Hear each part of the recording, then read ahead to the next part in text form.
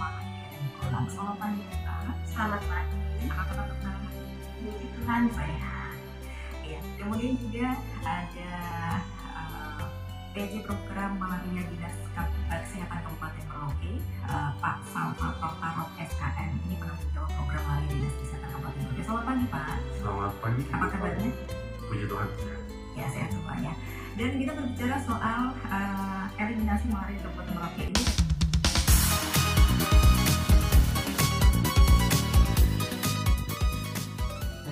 Iya, eliminasi malaria sebenarnya ini pengertiannya adalah upaya untuk menghentikan penularan malaria setempat dalam suatu wilayah geografis tertentu.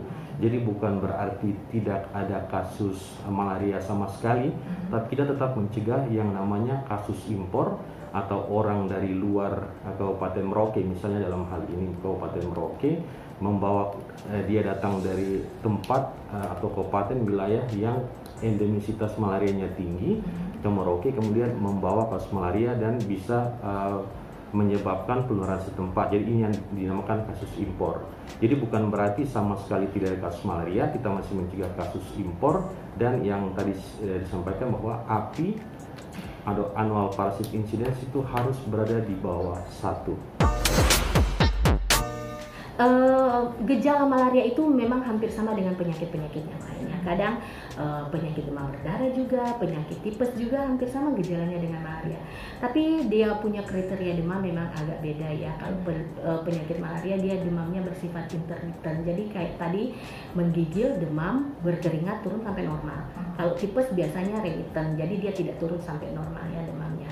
Nah, tadi ditanyakan malaria, jenis-jenis malaria. Ya, tadi saya sudah sampaikan jenis malaria Plasmodium falciparum, malaria tropica, falciparum vivax atau malaria tersiana, falciparum ovale dan falciparum malaria.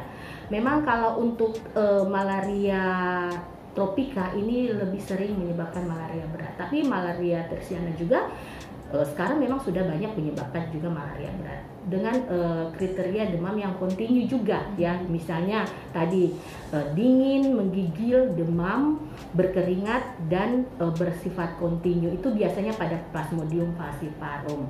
Kemudian untuk malaria tersiana ada juga periode demam, tapi dia ada masa di mana ada jeda untuk tidak demam bisa 2 hari. Selanjutnya ada yang ovale bisa 3 hari. Nah, dengan gejala-gejala yang lain seperti sakit kepala, mual, muntah, nyeri ulu hati, nyeri otot, dan pegel-pegel itu rata-rata semuanya jenis Plasmodium hampir sama. Kemudian untuk masa inkubasinya juga setiap Plasmodium ada perbedaan. Kalau masa inkubasi yang saya sampaikan di sini masa di mana ketika orang itu digigit nyamuk Anopheles betina sampai dia menimbulkan keluhan atau gejala. Kalau Plasmodium falciparum biasanya sekitar 2-3 minggu setelah digigit, kalau tersiana bisa 2-3 minggu. Tapi rata-rata gejalanya juga hampir sama. Cuma memang kita perlu lihat apakah kondisi ini berada di tempat yang endemis malaria atau tidak endemis malaria.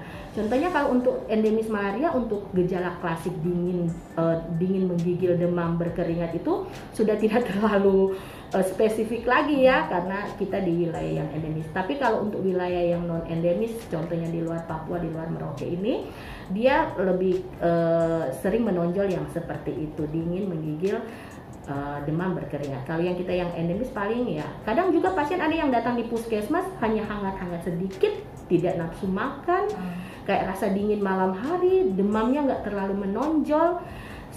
Berdasarkan hasil anamnesa kita tanya dari mana, ternyata memang seperti yang dikatakan Pak Salvi tadi, kasus impor. Mereka berasal dari luar Merauke dan ketika kami lakukan pemeriksaan darah ternyata hasilnya positif. Jadi tidak semua orang juga yang demam itu sudah malaria. Jadi dia harus ditegakkan lewat pemeriksaan darah. Karena dasar pemberian obat anti malaria ini, program kesehatan dalam hal ini dinas kesehatan harus ada hasil pemeriksaan laboratorium yang menunjukkan bahwa ada parasit malaria di dalam darah kita. Menteri Kesehatan nomor 293 tahun 2009 tersebut yang dikeluarkan oleh Menteri Kesehatan, tahap-tahapan dalam eliminasi malaria di Indonesia secara nasional, kita targetnya 2030 itulah eliminasi malaria tingkat nasional atau eliminasi malaria di Indonesia. Tapi sebelum mencapai 2030, tahun 2030 perlu dilakukan atau dicapai eliminasi malaria di tingkat kabupaten terlebih dahulu, kemudian di tingkat provinsi, dan baru kemudian di tingkat nasional pada tahun 2030. Dan untuk wilayah Jawa, Bali, kemudian wilayah Sumatera, Kalimantan, Sulawesi itu sudah dilewati, dan sekarang fokus untuk eliminasi malaria terpusat pada wilayah KTI atau kawasan timur Indonesia, yaitu Provinsi Maluku, Maluku Utara, NTT, Papua, dan Papua Barat. Sedangkan di kita Papua sendiri targetnya eliminasi Provinsi Papua adalah tahun 2028. Namun sebelum dicapai atau mencapai tahun 2028 eliminasi di Provinsi Papua tersebut, kita harus terlebih dahulu tercapai eliminasi di tingkat kabupaten-kabupaten. Jadi kita di Papua ini ada 29 kabupaten kota. 29 kabupaten kota tersebut harus eliminasi terlebih dahulu dengan syarat-syarat. Yang pertama bahwa 3 tahun berturut-turut kabupaten di Provinsi Papua ini tidak ada kasus lokal atau penularan setempat.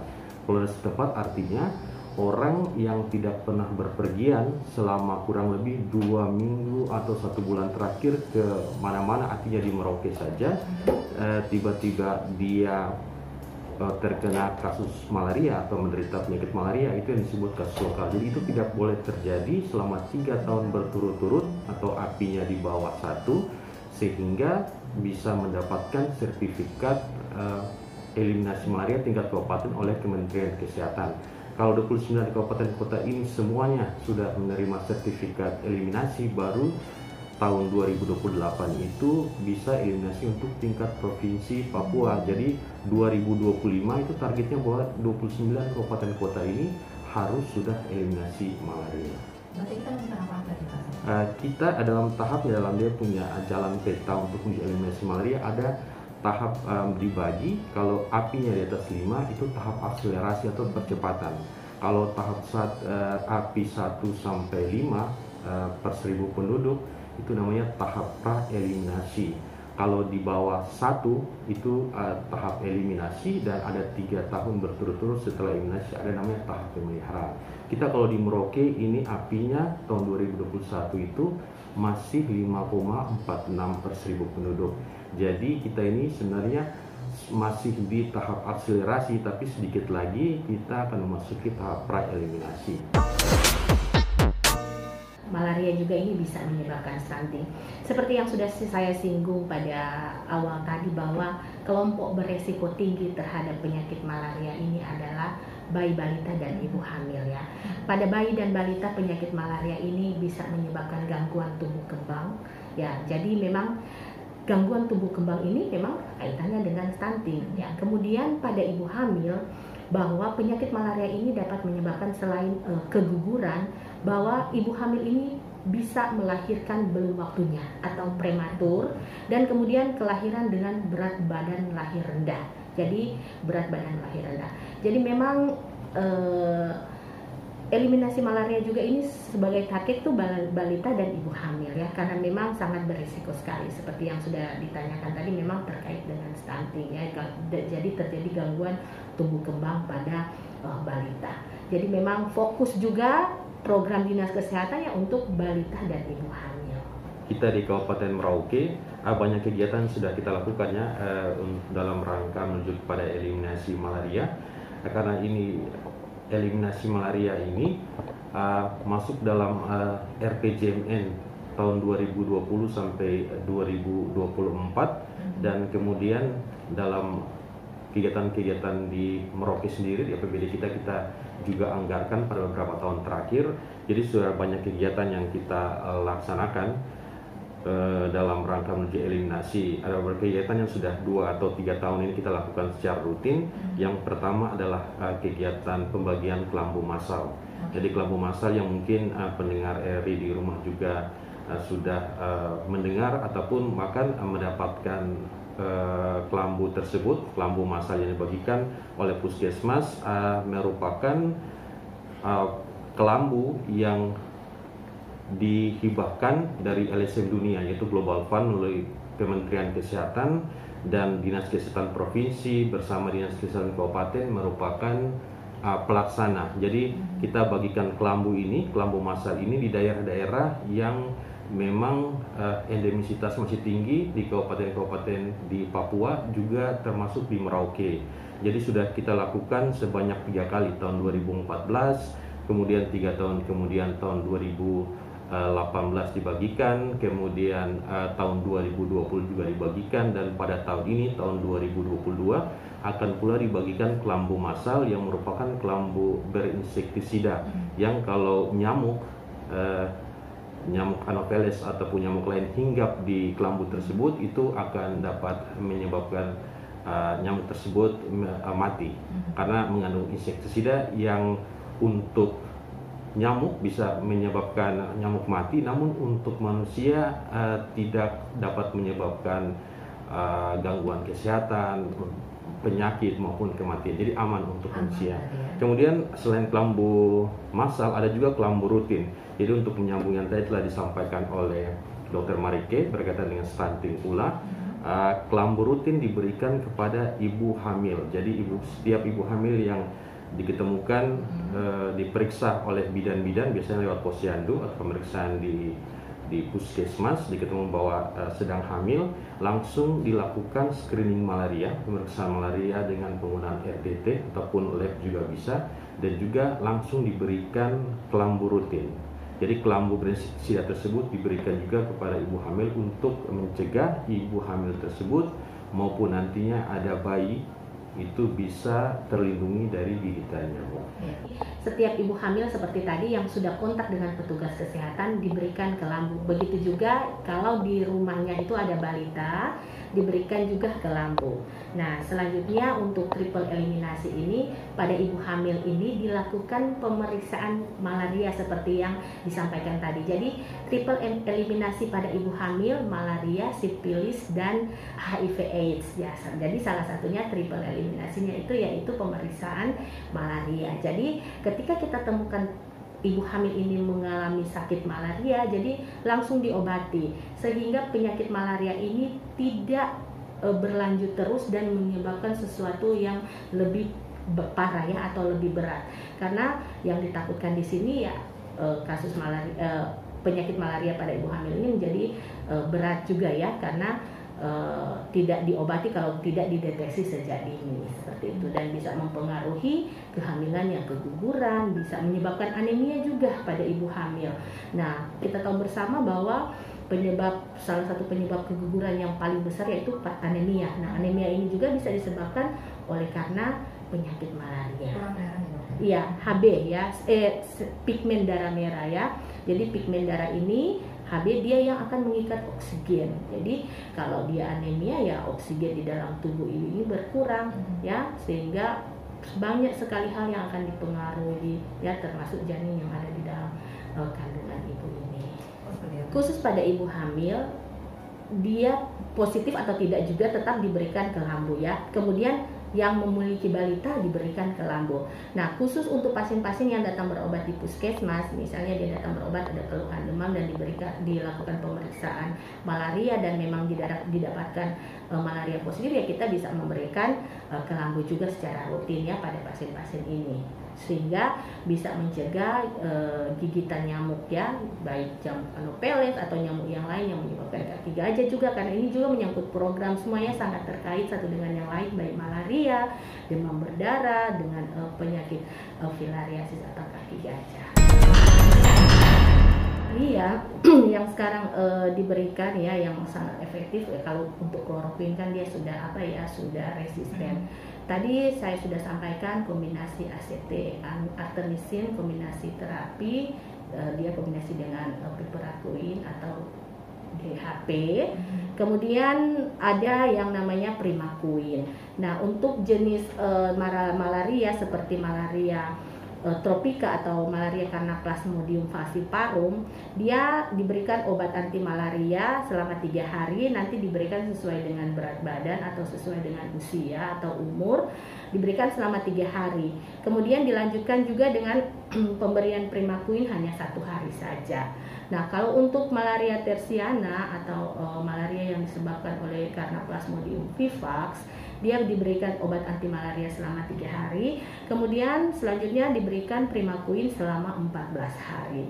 Nah, mungkin juga kasus tersiana ini masih didapatkan oleh karena ketidakpatuhan dalam meminum obat dalam hal Primaquine. Jadi ketika pasien, tadi saya sudah singgung, ketika pasien sudah merasa sehat, 3 hari minum obat, yang obat anti malaria yang kombinasi artemisin, dia sudah tidak melanjutkan lagi obat yang Primaquine, ya, yang harus diminum selama 14 hari. Sehingga Primaquine yang berfungsi sebagai gametosidal, ya, untuk membunuh gamet, dia parasitnya masih akan ada terus di dalam tubuh si penderita tersebut, sehingga bisa menyebabkan, pertama, dia bisa kambuh lagi malarianya. Selain dia bisa kambuh lagi malarianya, dia bisa menularkan ke orang lain lewat gigitan nyamuk ketika nyamuk Anopheles betina menggigit dia dan menggigit lagi orang lain, seperti itu. Jadi memang ada kasus-kasus tertentu. Pernah ada kasus, ya, yang saya ketahui, ya, pernah waktu kali pelatihan, pergantian petugas TNI, ya, kan ada rolling datang ke Papua baru kembali lagi ke Jawa 2 bulan. Nah, ketika dia datang di Papua, dia mengalami malaria. Nah, mungkin keterbatasan obat-obatan atau ketidaktahuan atau ketidakpatuhan minum obat. Ketika dia sakit malaria, dia tidak meminum tuntas Primaquine-nya, dia sudah merasa agak sehat. Ketika rolling dan dia kembali ke Pulau Jawa, dia masih membawa parasit malaria. Dan ketika nyamuk di Jawa sana menggigit dia dan menggigit orang lain, nah orang lain di Jawa sana kena, seperti itu. Jadi perlu memang kepatuhan, ya, karena kita mau eliminasi bukan hanya di satu tempat, di seluruh Indonesia bahkan sampai mendunia. Jadi memang semuanya harus lakukan itu di segala di semua tempat, ya, semua tempat. 3M dan lain sebagainya, kepatuhan pasien juga, ya. Iya, ya, kepatuhan minum obat dan, ya, tadi PHBS, ya, 3M, ya, seperti yang sudah sering gencar-gencar dipromosikan. Baik. Ya, baik, untuk kerjasama lintas sektor, jadi eliminasi malaria ini tidak bisa kita capai tanpa kerjasama lintas program maupun lintas sektor dan juga dengan mitra pemerintah, kesehatan juga masyarakat. Jadi kalau dalam penanggulangan malaria menuju eliminasi di Kabupaten Merauke, kita ada kerjasama dengan mitra pemerintah, yaitu klinik-klinik yang juga melakukan pemeriksaan dan pengobatan terhadap penyakit malaria ini. Kemudian kita juga harus melaksanakan lintas sektor, kerjasama lintas sektor, yaitu seperti antar dinas kesehatan dengan dinas PU, kemudian dinas kesehatan dengan dinas pariwisata. Misalnya dengan dinas PU kita perlu melakukan pembangunan yang berbasis lingkungan. Jadi pembangunan di Merauke itu harus berbasis lingkungan untuk mencegah terjadinya tempat-tempat perindukan secara lingkungan yang bisa menjadikan tempat tersebut menjadi perindukan bagi nyamuk Anopheles betina. Ya, kemudian misalnya dengan pariwisata, kemudian dinas pendidikan, kemudian dinas-dinas lain yang terkait, kita mencoba lewat dinas tersebut untuk mempromosikan tentang malaria, bagaimana cara mencegah, kemudian bagaimana cara meminum obat atau melakukan pengobatan secara tuntas seperti tadi disampaikan oleh Dr. Marike, bagaimana meminum obat secara tuntas dan lain-lain. Kegiatan-kegiatan kita selama beberapa tahun terakhir, yang pertama tahun 2019 dengan lintas sektor, kami sudah mensosialisasikan dan juga mengadvokasikan tentang adanya malaria center. Jadi malaria center ini adalah wadah lintas sektor untuk kita duduk bersama-sama membicarakan tentang bagaimana kita menangani malaria ini di Kabupaten Merauke bersama lintas sektor dinas-dinas terkait di Kabupaten Merauke. kami sudah siapkan, atau waktu itu tahun 2019 kami sudah coba untuk mensosialisasikan malaria centernya, kemudian draft untuk peraturan bupatinya. Jadi kita sementara dorong untuk kita bisa merealisasikan malaria center ini, peraturan bupatinya, agar kita bisa bersama-sama Dinas Kesehatan dan lintas sektor ini untuk melakukan pembangunan di Merauke yang berbasis lingkungan, agar kasus malaria bisa kita turunkan. Kemudian ada juga kita dorong untuk peraturan bupati tentang eliminasi malaria. Peraturan bupati tentang eliminasi malaria, kami Dinas Kesehatan mencoba mendorong tahun ini. Mudah-mudahan bisa tahun ini ada progres sehingga tahun-tahun ke depan, 1-2 tahun ke depan sudah ada peraturan bupati tentang eliminasi malaria Kabupaten Merauke dan juga tentang malaria center. Bawahi puskesmas, kita di Merauke ada 25 puskesmas dan juga ada rumah sakit umum daerah Merauke, dan ada juga beberapa rumah sakit angkatan dan rumah sakit swasta. Secara prasarana untuk laboratorium di 25 puskesmas maupun rumah sakit semua sudah ada laboratorium. Dan kemudian mikroskop yang merupakan gold standar pemeriksaan malaria seperti yang sudah disampaikan oleh Dr. Marike, bahwa harus, jadi sekarang sudah tidak ada malaria klinis, demam sedikit, kemudian sakit kepala, langsung kita minum obat, tidak bisa. Jadi harus melalui pemeriksaan lab. Kalau misalnya di kampung-kampung yang jauh tidak ada mikroskop, itu petugas sudah dibekali dengan lab sederhana, biasanya dinamakan RDT, Rapid Diagnosis Test atau tes cepat malaria. Jadi minimal harus melalui pemeriksaan RDT. Jadi itu sudah ada, sampai di kampung-kampung sudah ada, petugas-petugas khusus sudah ada, sudah dibekali. Kemudian dokter untuk di rumah sakit dan rumah sakit umum dan rumah sakit swasta maupun angkatan yang lain sudah ada. Dan juga untuk puskesmas semua sudah ada dokter untuk memberikan terapi kepada pasien yang melalui pemeriksaan darah di laboratorium itu dinyatakan menderita kasus malaria. Jadi saya rasa untuk Satpras tidak ada masalah. Sekarang hanya kita dorong untuk bagaimana kita melakukan kegiatan, melakukan akselerasi percepatan dalam semua kegiatan kita agar eliminasi ini bisa kita capai. Saya sampaikan tadi disebabkan oleh parasit malaria atau ada Plasmodium yang ditularkan lewat gigitan nyamuk Anopheles betina. Nah, kalau DBD, demam berdarah dengue itu disebabkan oleh karena gigitan nyamuk Aedes aegypti. Jadi ini virus ya, yang malaria parasit, yang DBD virus ya. Tapi gejalanya juga hampir sama ya, ada demam, ada nyeri-nyeri otot, sakit kepala, mual, muntah. Nah, untuk DBD ini ada yang masa kritis yang demam 2-5 hari ya, yang biasanya pada saat demam turun biasanya kita harus hati-hati karena ini adalah fase yang sangat berbahaya atau fase kritis di mana anak ini akan mengalami shock kalau memang dari hasil pemeriksaan trombosit, tekanan darah dan lain-lain sudah mulai menurun. Jadi kalau malaria, kalau demam sudah turun berarti kita sehat ya. Tidak perlu ditakutkan lagi kalau kita sudah minum obat dan dipantau dengan pemeriksaan hasil laboratorium parasitnya sudah turun atau sudah negatif, bagus. Yang ditakutkan pada demam berdarah ya ini yang fase kritisnya. Tapi demam berdarah juga ini kita harus pemeriksaan juga laboratorium. Tadi kan kalau malaria hanya parasit malaria juga ya yang harus kita temukan. Tapi kalau demam berdarah ini ada kriterianya ya, kriteria demam, kemudian ada trombositnya berkurang ya. Jadi ada pemeriksaan lab, trombositnya kurang dari 100.000, jadi terjadi penurunan. Kemudian ada hematokrit ya, jadi kekentalan darah terjadi. Nah di sini sudah masuk pada fase-fase shock. Jadi memang dari penyebabnya udah beda ya, gejalanya juga agak berbeda. Ya, namanya satu penyakit ya, kalau tidak dideteksi secara cepat atau dilakukan pengobatan secara cepat pasti akan menyebabkan sesuatu yang bahaya. Malaria juga tidak kalah bahaya karena bisa menyebabkan kematian apabila dia masuk dalam malaria yang berat karena tidak dideteksi atau tidak didiagnosa secara cepat dan tidak diberikan pengobatan secara cepat dan tepat, bisa menyebabkan kemalaria berat dan bisa menyebabkan kematian. Demam berdarah juga seperti itu.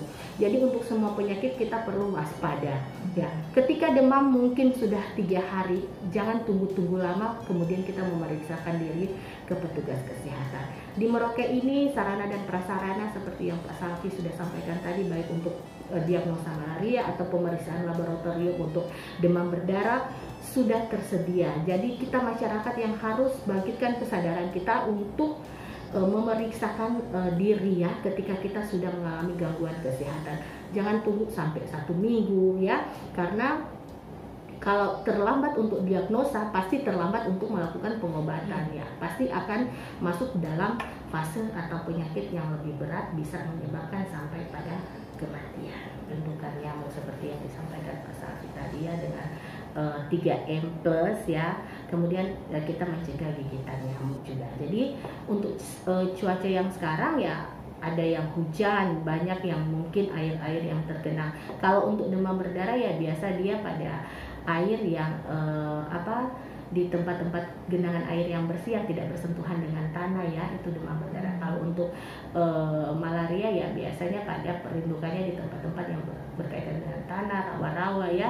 Jadi memang perlu kesadaran masyarakat juga untuk memperhatikan kebersihan lingkungannya. Jadi mencegah perindukan nyamuk dengan 3M plus ya. Jadi menguras, menutup, membakar, menimbun, dan memantau perindukan nyamuk dan mencegah gigitan nyamuk. Ada banyak cara. Memakai lotion anti nyamuk, kemudian memakai kelambu anti nyamuk ya. Nah, kalau kelambu tadi sudah saya singgung, malaria, demam berdarah, filariasis atau kaki gajah juga bisa dicegah ya. Jadi seperti itu. Paling utama adalah perilaku kita. Jadi menurut sarjana kesehatan Bloom, faktor utama yang menyebabkan kita menjadi sakit adalah perilaku kita ya. Jadi perilaku masyarakat yang perlu diubah untuk lebih memperhatikan kesehatan, baik kesehatan diri sendiri maupun lingkungannya. Jadi eliminasi malaria ini tidak dapat dinas kesehatan lakukan sendiri. Jadi perlu kita lakukan secara lintas sektor, baik pemerintah, secara lintas sektor dalam pemerintah, dinas kesehatan dan dinas-dinas terkait, kemudian dengan mitra-mitra kami, mitra-mitra kesehatan, kemudian dengan masyarakat pun kami berharap bahwa punya peran cukup besar untuk eliminasi malaria. Dan di Papua sendiri, di Indonesia sendiri, jika ingin eliminasi di Indonesia, kita harus bereskan Papua. Jadi Papua ini yang tingkat imunitasnya sampai saat ini masih sangat tinggi.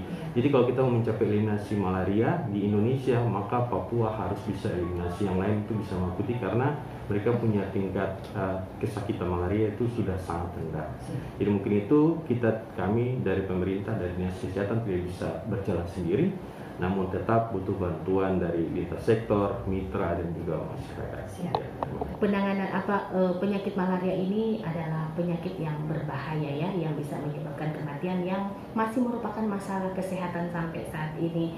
Jadi perlu pengendalian secara komprehensif, secara menyeluruh. Tadi sudah disampaikan, baik promosi tentang malaria, preventif, pencegahan jangan sampai dia sakit malaria atau mencegah gigitan nyamuk, kemudian kuratif pengobatannya mulai dari penemuan kasus secara cepat, kemudian pengobatan secara cepat dan tepat, bisa sampai juga dengan rehabilitasi. Jadi memang perlu kesadaran dari masyarakat. Begitu juga mungkin petugas kesehatan rajin-rajin mengedukasi masyarakat kita supaya mereka bisa tahu tentang malaria, sehingga bisa tahu bagaimana cara mencegah dan bagaimana untuk melakukan pengobatan yang adekuat ya tentang malaria ini dalam hal kepatuhan obat. Kita yakin bersama kita bisa menuju eliminasi malaria tahun 2030. Kita berdoa dan terus diberikan hikmat supaya kita bisa mendukung pemerintah dan tetap menjalankan perilaku hidup bersih dan sehat sehingga kita bisa eliminasi malaria.